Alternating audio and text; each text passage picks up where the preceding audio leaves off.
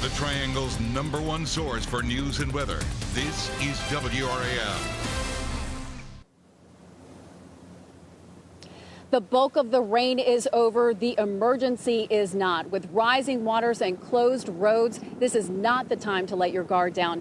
Hello, everyone. I'm Deborah Morgan here in Lillington. You know, since Thursday, WRAL has been bringing you live coverage, and I'm listening to helicopters right overhead as they're watching what's happening on the Cape Fear River. So that is a National Guard helicopter just making its way by. We have been covering as Florence has moved its way through North Carolina since Thursday. Tonight, David, Jeff, and I have stepped out of the studio to bring you stories from the communities we call home. And Deb, I'm here in Cumberland County in Fayetteville along the Person Street Bridge just over the Cape Fear River. That's the big story here, and here are the headlines. The rain is gone. The radar shows Florence has left the state and moved north. The current challenge is the flooding. This river, the Cape Fear, is expected to crest soon at about 14 hours from now. It's at 58 feet now. It's expected to crest at 61.8 tomorrow morning, and that means it would be 4 feet above where it was during Hurricane Matthew. But here at our doorstep, FEMA has 2 Navy ships packed with personnel and supplies off our coast, ready to help should the situation get worse. Also, in the skies today, we saw a couple of Coast Guard planes. They are here as well. Speaking of being in the air, let's show you the Cape Fear from Sky 5. Sky 5 was up earlier today, and what you see is a very wide, very muddy, and very swift Cape Fear River. It is moving rapidly, and it is full of debris. It's amazing as you watch everything passing through here, everything from coolers to basketballs to pylons to gas cylinders. The list goes on and on and on. Now, here's what happened today. It was great from one standpoint that the sun came out. It was beautiful to see blue sky and sunshine, but that made it very humid throughout the day, very hot in this area. And it also made it easy to see just how extensive the flooding is. We were in Spring Lake earlier. That's where we were supposed to be for this live shot. Only about 11 miles from here, but the flooding from the Little River is so extensive that the police and the fire chief told us late in the afternoon, if you don't want to spend the night right where you are now, you need to leave because you cannot get out of here later tonight should you stay. We went to Spring Lake because it's an area that flooded 2 years ago.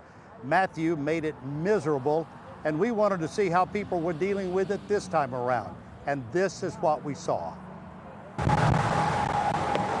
We began the morning around 10:30 in Lillington, where dozens of onlookers came to see if the Cape Fear would make history here. What is your biggest concern for this flooding now? Well, Fayetteville and down the stream is going to get the worst of it because Jordan is protecting us a little bit here. And the way the rainfall came, everything's down south. I mean, the eastern part of the state's having a problem, big time problem. This is actually Highway 401 South in Bun Level. You're looking at another area where the Little River is over the road.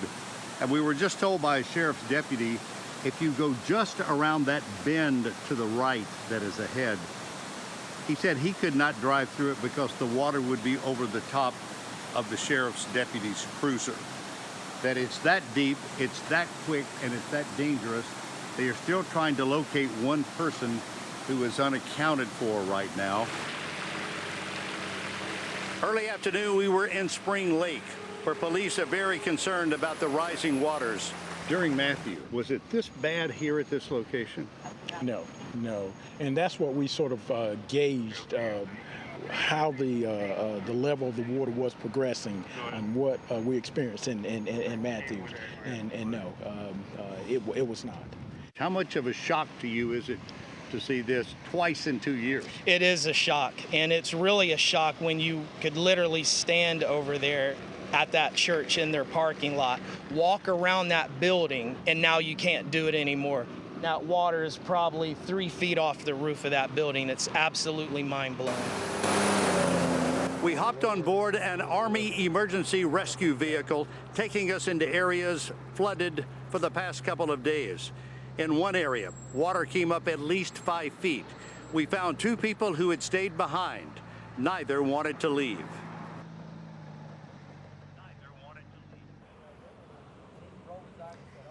You know, and I asked some of the members on board who were working how they felt about people needing to leave and not wanting to leave, and they said, "Sir, we are here to do our jobs. We provide the opportunity. We tell them we'll take them wherever we can to give them shelter. But if they choose to stay, we can't make them stay." One more note about the Cape Fear River. When it's down at its regular stage, it's not a very deep river. It's fairly shallow. Hundreds of years ago, those in commerce would wait for storms like this or others for the rivers to rise so they could put giant flatboats on the river and take their goods down to Wilmington to sell them. Obviously, modes of transportation regarding commerce in the state have changed, but weather patterns have not. We continue to see this flooding century after century, and it's something that just will forever be with us. All they are hoping for here is that the people who have been in harm's way, who did not evacuate, will be okay when this river is at its highest. Deb, we send it over to you in Lillington. David, I'm upstream from you in Lillington. We're in the Keith Hills subdivision. The people, I'm standing in their backyard, they have evacuated to Johnston County, so they are getting out of here. A lot of people in these houses right along the Cape Fear River have decided to leave. So far in Harnett County, we've had at least 8 swift water rescues. 50 roads are closed. Let's show you some video of why. This is why. A lot of the tributaries, some rushing water coming into the Cape Fear and the Little Rivers, causing this swift current. We have seen everything from trees and, as David was saying, basketballs. It makes me wonder if we saw the same basketball he did starting here in Lillington. And what has been so eerie here is that we're hearing cows mooing across the river as well. So you hear the stress in their moos as well. FEMA has declared this a disaster area. We talk a lot about river levels and what do those numbers mean? It is right now at 20 feet here in Lillington. The Cape Fear is. It is expected to crest almost 5 feet higher by tomorrow. So we are expecting, even where I'm standing right now, to be underwater. The roads going to Cumberland County, highways 87 and 210, are shut down. They're impassable. And last time I talked to the sheriff of Harnett County, he said, we don't even have a way to tell people to go around the flooding because everywhere we can send them, there are more roadblocks. Scott Mason joining us now in Fayetteville with how people are faring down there with the flooding. Scott? Hold on. Let's see. Deborah, you find some amazing stories in these situations, and we found one on Andrea Court in Fayetteville. It began Friday afternoon when the winds began to howl. So I told my wife, grab the pets. She grabbed the cats, I grabbed the dog. We jumped in the car and we left within 3 minutes. And about 20 minutes later, the tree came down right where we were sitting, crushed the entire living room. We would have been dead for sure. And there was an angel on our fireplace. Everything else on the fireplace was completely destroyed. That angel is untouched. The angel is not the entire story. There is another part of this story that is even more profound, and we'll tell you about that tonight at 10 and 11. Deborah? Scott, thank you. You know, some of the folks here remember Matthew just 2 years ago. Right now, we're at a level that has not approached Matthew yet, but they are expecting it to get even worse. Same goes for all those folks down in Lumberton dealing with massive flooding and catastrophic flooding once again. Jeff Gravely made his way down there. Jeff, we were talking in the newsroom a short time ago. We didn't know if you would be able to even get to Lumberton, so you made it. Well, we did. It was not a direct route, but we did make it down to Lumberton. And you talked about there, they have not surpassed what they did in Matthew.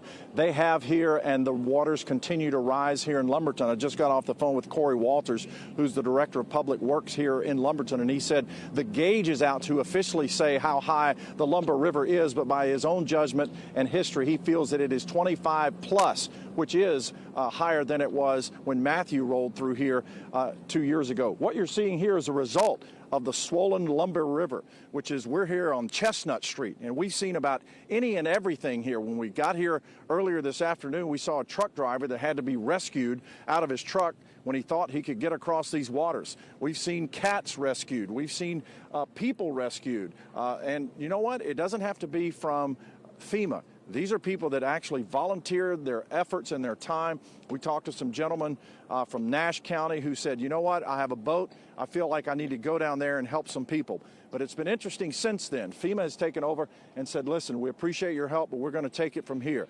As I mentioned, the waters continue to rise at the Lumber River. And the one thing that Corey Walters told me, I said, what's the message you want the citizens of Lumberton and the area to hear? He said, conserve water, please. Conserve water. Right now, the water pump in the water house continues to work. That has not gone out yet. When it goes, he has 8 million gallons of water, and then that's it. So he wants people to conserve water. Don't take long showers. Don't wash your car. Conserve as much as you can, because this could come to a point, and probably will come to a point, when the people of Lumberton are going to need water. And they only have 8 million gallons once that water plant shuts down. We're going to take you back up to Sky 5 to show you some viewpoints of here in downtown Lumberton as the Lumber River continues to swell. When we come back, we'll have more of our Hurricane Florence coverage. Stay tuned.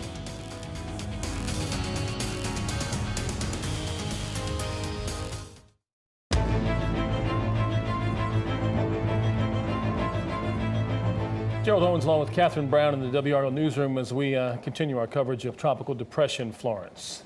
And some of those images that Deborah, David, and Jeff showed us really demonstrate the power and the speed of water. And this is a view from Sky 5 that really shows its power. This is just into our newsroom. Sky 5 flew over the Boiling Springs Lake Dam in Brunswick County. You can see how broad the breach is. Sky 5 is touring the eastern end of the state today. You can find more of these videos on WRAL.com. Well, many of us woke up to weather alerts on our phones overnight. Here in the Triangle, it was flash flooding and tornado warnings. In Wilson County, alerts sounded over a possible tornado. That's where Cullen Browder joins us now live. And Cullen, a lot of damage there and some scary situations. Very scary, Catherine. We're on Wilson Street in Elm City. This was covered in trees this morning. You can see power crews still working to try and restore power. Let me walk you over this way. Across this field here, this is the Pittman house. This is where this tornado started, and I can tell you they had a very close call. The tornado skipped across Elm City, uprooting trees as it passed. It was very scary. 9-year-old Taylor Barnes was inside his grandparents' home when the WRAL weather app sent a warning. We heard all the alarms, Elizabeth Gardner's alarm. I'm very thankful for that. Susan Pittman, her grandson and husband did what they're supposed to do. They rushed into this interior closet as this large pine tree split the home in half. We heard the roar. And then it was just, everything happened so quickly. What were you doing with your grandmother and your grandfather in that closet? We were hugging each other. The big pine came crashing into the den, the same room where Taylor was sleeping just moments earlier. I saw it and it was just the roof had just collapsed in the den. Across Elm City, more of the same. Trees tossed around on Nash Street with neighbors helping neighbors. And we went from safety mode to check on mode to cleanup mode, just like that. That's the way this community is. Oh, sure, Elm City. 81-year-old Blessing Vick, yes, Blessing, joined the cleanup. Grateful it wasn't worse. This is a little community, but it's a strong community. Everybody works together, and we will survive. We're going to come back. Taylor and his grandparents are among the survivors with the warning and quick reaction. But this time, this one really meant something. This one, I had no clue we were going to get hit by a tornado. Well, I can tell you they've made an incredible amount of progress here at the Pittman home. They've gotten the tree off of there right now. And the most amazing part about all this is this tornado skipped across here. No one was hurt. Back to you. Boy, that is incredible. Cullen Browder, live for us tonight. Cullen, thank you. Tornadoes, flooding, high winds. Hurricane Florence has spread damage all across our state, and WRAL is here to help with the relief effort. We're launching a donation drive for the American Red Cross and the Salvation Army. To donate, you can go to our website, WRAL.com, and search Hurricane Help. We saw significant flooding this morning in parts of the Triangle. Sky 5 flew over this playground on Village Drive in Chapel Hill. This was flash flooding, and the water has since receded. A number of school systems in our area are closing again tomorrow because of the weather. We want to let you know Wake County has announced they are back for classes as usual tomorrow. But here's a look at the county school systems that are closed. Chapel Hill, Carrboro City Schools delayed 2 hours. Cumberland County Schools are closed. Durham Public Schools are delayed 2 hours. Granville County Schools also delayed 2 hours. Harnett County Schools are closed for tomorrow. Hope County is closed. Johnston County Schools are closed, as are schools in Lee County. Also closed Mecklenburg County, Virginia schools, Moore County schools, Person County schools are delayed 2 hours, and Sampson County schools are closed. And finally, Wayne County schools will be closed through Wednesday, and Wilson County schools will be closed tomorrow. Now, Greg, one thing that has been striking to me as we've been hearing reports from all across the state is for some people, they're in cleanup mode. For others, this is still an ongoing event for them. Right. The threat has not ended. That's right. The rivers keep rising in some of these areas and will in some cases till the end of the week. So that's something. Isn't that amazing? Oh, that it storm is. made landfall how many days ago? 3 days ago? Yeah, Friday, right? Yeah, and they haven't had their impact from Florence yet. Right. The people who are waiting, who are still, you know, obviously they hope they don't receive this flooding, but it's going to happen. Right, at least not the worst of it yet. Yeah. Exactly. So real quickly, that story about Elm City, it just reminded me of somebody back in the 80s and 90s. We had a network of people that would call in with the temperatures every night about 10:30, and then we'd put them up on the map. And Kent King from Elm City was and still is a very good friend. And so whenever I see something about Elm City, I think of him. So anyways, hello, Kent. All right.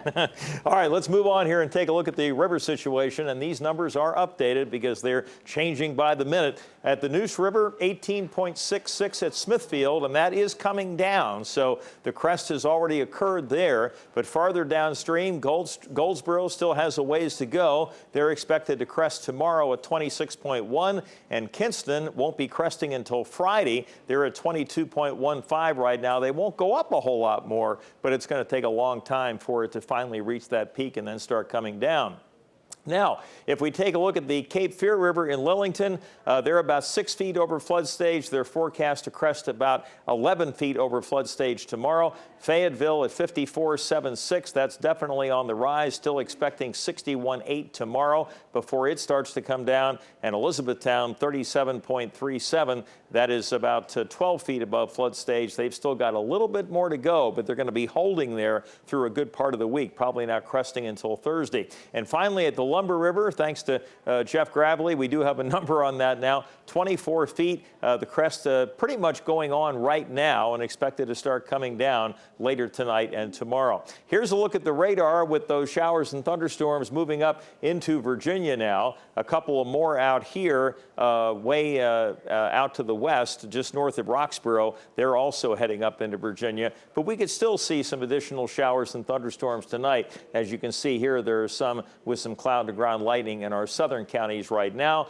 The remnants of Florence up here. The widespread rains have shifted up to the north and east of that center. So let's take a look at the winds in the upper atmosphere. We haven't done that for quite some time. Remember, it was the big old ridge that was sitting up here that actually forced Florence on that westward track. So we've still got some semblance of that ridge